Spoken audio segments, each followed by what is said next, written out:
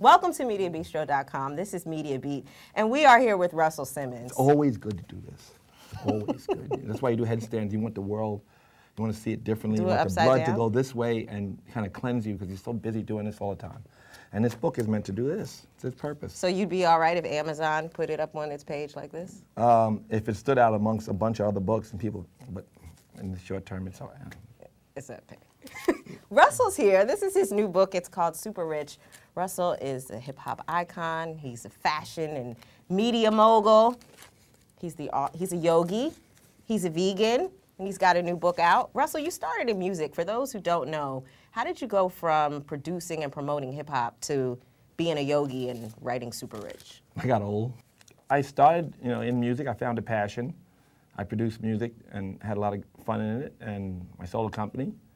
And I was the chairman, but not as active, and I was producing TV shows and stuff, and had fun doing that, and producing Broadway or whatever, and different things. I found different interests, and like, as we all do, we evolve.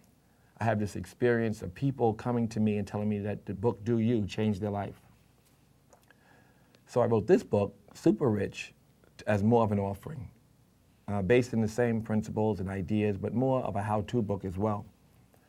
And people like the book. I'm excited about it. It's, I think of all the comic work that I do, whether it's, the philanthropic or social or semi-political, I think getting people to tell me that they're happier or that they shifted their consciousness one degree, it feels like a much greater contribution. And so that's what the book seemed to do for some people. Well, our audience is filled with media people. On page 32, you say, people will tell me they're writers, but they're not writing at the moment because they can't find any writing gigs. And you say that's just excuses. What do you say to... That's, of course, if you're a writer, you're right. If you're a ball player, you shoot the ball, don't you? You still shoot the basketball. But particularly in the web space, there's a lot of debate about whether or not you should write for free, because there are a lot of sites that don't want to pay writers. 50 Cent gave away a lot of free records. And the idea of giving, which is the same idea that I embraced when I put my first record out with Christmas rapping, before you were born, 1979. I put out a record. I gave it away until people demanded it, and then they decided to buy it. And I think that that's what a good writer has to do as well. I hope that people know that that's the process. You give, unconditionally if you can, but if not, you trade. But you try to just give. And if you have nowhere, if there's no receipt, no return, you certainly have to give to get yourself going.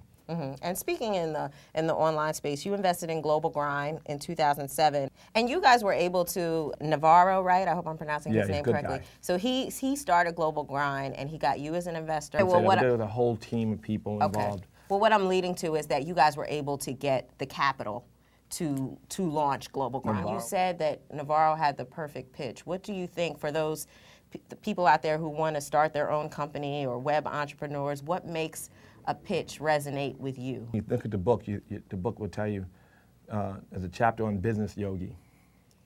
Find things that you're passionate about if you can. If not, create passion for what you do. I like to look at people who have that kind of enthusiasm and kind of who are that awake when they go to work every day, and they don't look to the result, they look to the work. Okay. They don't come to you and say, guess how much money we're going to make. That's always a pitch that flops for me.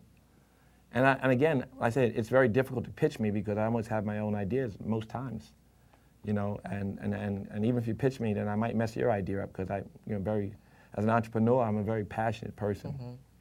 And you're very active on Twitter. @Uncle Rush has like 500,000 followers. 600,000. Oh, excuse me, 600,000. It's still small, considering what people have. But what have you learned about your I learned audience? that the Dalai Lama has 50,000 and Ashton Kutcher has 6 million. People want lighthearted, fun stuff on Twitter, and I like to use it for prayer, so I send a lot of prayer out, which I'm sure bores the shit out of some people. But it's significant that I can send prayer to so many people, or that I can send yogic philosophy to so many people, and that people will thank me for it. So it's a gift. It's like it's for me, because it's prayer that reminds me, but also for people, it keeps them sometimes during the day. It'll make them smile or make them readdress whatever it is that they're in. Okay. All right, well, stick around for part 2. I want to talk more about your work, your philanthropy, and stuff you've done in television. Russell Simmons' new book is out now. It's called Super Rich. You're watching Media Beat on MediaBistro.com. Stick around for part 2.